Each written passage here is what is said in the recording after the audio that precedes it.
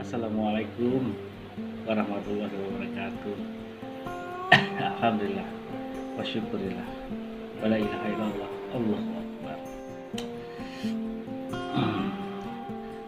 Tadi singkat kata singkat cerita, tadi saya berpikir saya udah menaikkan beberapa hal ya tentang ilmu Islam, kajian Islam, kajian kita semua gitu. Cuman satu yang kurang, ya alhamdulillah ini tadi saya ingat kita lupa memasang sutra saat kita sholat, pembatas di depan kita itu lupa kita bahas ya.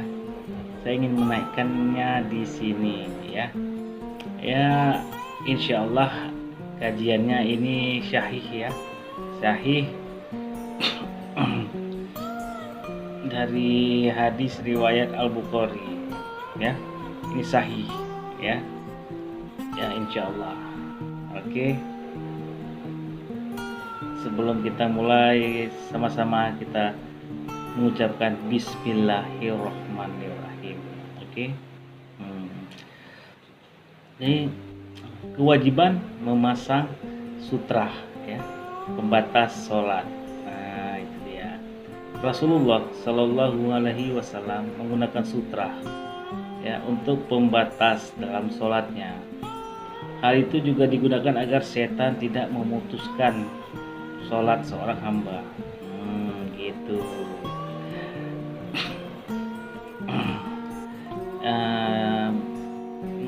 Cerita ini kan dikutip dari buku Sifat Sholat Nabi karya Syekh Muhammad Nasiruddin Al-Albani dalam hadis riwayat Al-Bukhari ya. Di situ disebutkan insyaallah sahih. Oke. Rasulullah berdiri dekat dengan sutra. Jarak antara posisi beliau dengan tembok pembatas adalah 3 hasta. Sedangkan jarak antara tempat sujud beliau dengan tembok pembatas selebar lintasan seekor kambing. Seperti itu. Dan Rasulullah juga bersabda, janganlah kalian sholat melainkan dengan menghadap sutra, dan jangan biarkan seorang pun lewat di hadapanmu. Seperti itu. Apalagi ia tetap ingin melintas, maka lawanlah dia, karena ia bersama karin syaitan. Hadis riwayat Ibnu Husyaimah gitu. Dan beliau juga bersabda, apabila salah seorang kalian sholat menghadap sutra, maka hendaklah ia mendekat kepada sutra itu, sehingga setan tidak dapat memutuskan sholatnya. Hadis riwayat Abu Dawud. Gitu. Jadi untuk kita sholat biar tidak terhalang dari dan tidak ada gangguan dari syaitan, itu kita pakai sutra. Karena Nabi berkata, mencari-cari tempat untuk sholat menghadap tiang yang ada di masjidnya. Kan sering kita lihat ada yang sholat itu di depan tiang, gitu, atau di depan dinding. Seperti itu. Biar apa? Biar tidak ada yang melintasi di situ. Walaupun itu di situ juga manusia itu bareng syaitan yang melintasi dan mengganggu kita sholat. Itu kita lawan. Gitu. Dan disebutkan Sutra merupakan hal yang wajib bagi imam sholat dan orang yang sholat sendirian, meskipun ia sholat dalam masjid yang besar, seperti itu. Dan apabila Rasulullah Shallallahu Alaihi Wasallam sholat yang di tempat terbuka, yang tidak ada sesuatu untuk dijadikan sutra, maka beliau menancapkan tongkat di hadapannya. Kemudian beliau sholat menghadapnya dan orang-orang sholat di belakang beliau. Seperti itu. Hadis riwayat Al-Bukhari, Muslim dan Ibnu Majah. Nah, di dalam hadis riwayat Al-Bukhari dan Ahmad, terkadang beliau melintangkan hewan tunggangannya di hadapannya, lalu beliau sholat menghadap hewan tersebut. Nah, seperti itu.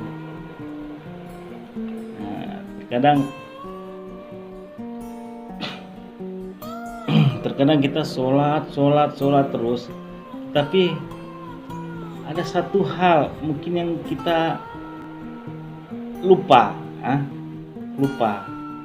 Saya nggak mau bilang kita tidak tahu, kita lupa. Itu harus ada sutra di depan kita itu. Seperti itu. Biar apa? Seperti saya katakan tadi, tidak terganggu. Ya, ada sih yang ingin melintasi melintasi kita sholat. Itu harus kita lawan. Karena yang melintasi kita sholat itu manusia dibarengi dengan syaitan. Nah, seperti itu. Ya. Oke. Nah, itu satu hal.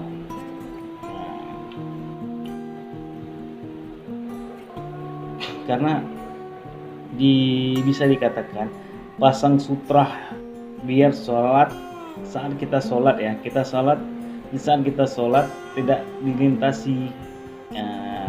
Inilah kata ulama. Bagi seorang umat Islam ada yang berpandangan tentang perlunya menggunakan sutra dalam sholatnya. Ini dimaksud agar tidak mengganggu sholat. Ya, seperti itu. Insya Allah biar khusyuk ya. Sutra itu sendiri merupakan benda yang dijadikan pembatas tempat sholat seseorang. Biasanya benda diletakkan di depan tempat sujud seseorang agar orang lain bebas berjalan di depannya. Seperti saya katakan tadi, ya berapa inilah nggak untuk menghadap di depan kita sujud ya. Jadi orang bisa melintasi lewat di situ. Gitu. Karena dewasa ini ya, selama ini sutra yang ditemukan dewasa ini sutra jarang ditemukan. Jarang kita temukan sutra itu.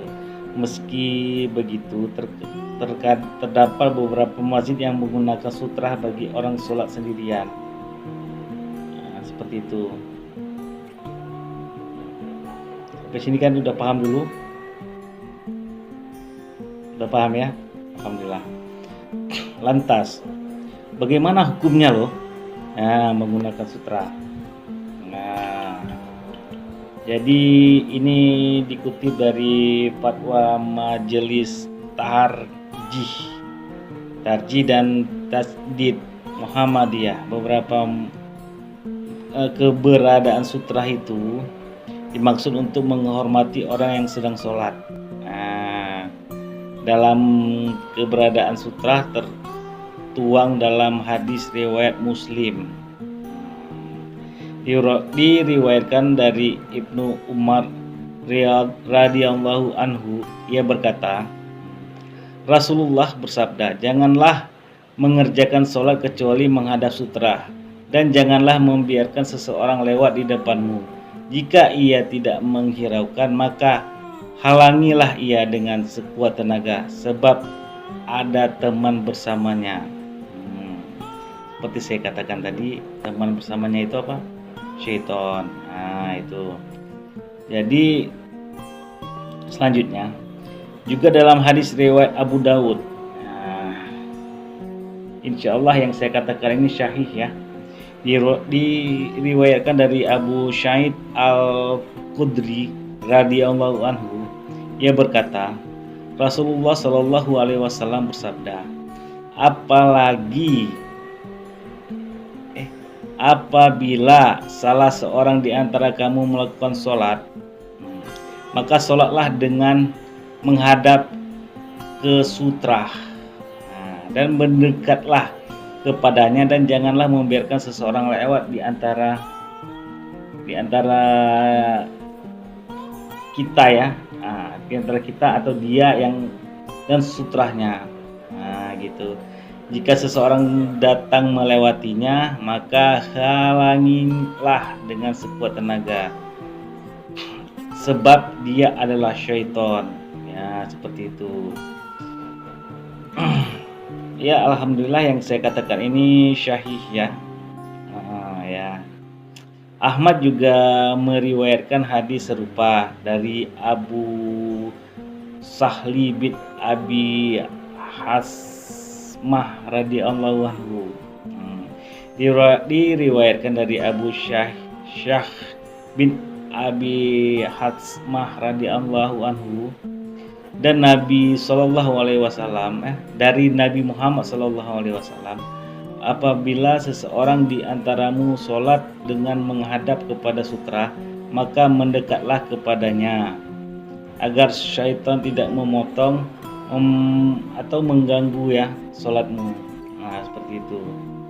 Dari riwayat lainnya sebagai berikut: apabila seseorang di antaramu mengerjakan sholat, maka pasanglah sutra dan mendekatlah kepadanya, sebab syaitan suka lewat di depannya. Nah, seperti itu. Ya, singkat cerita yang saya katakan ini ya insya Allah syahih. Kan sudah saya katakan dari riwayat ini. Nah, seperti itu. Insya Allah sahih, karena kita sesama umat muslim saling mengingatkan. Jika ada salah, itu mohon dimaafkan, karena salah itu hanya ada pada saya. Oke, saya akhiri. Semoga apa yang saya katakan ini bisa menjadi berkah. Oke, saya akhiri. Wabillahi taufiq wal hidayah. Assalamualaikum warahmatullahi wabarakatuh.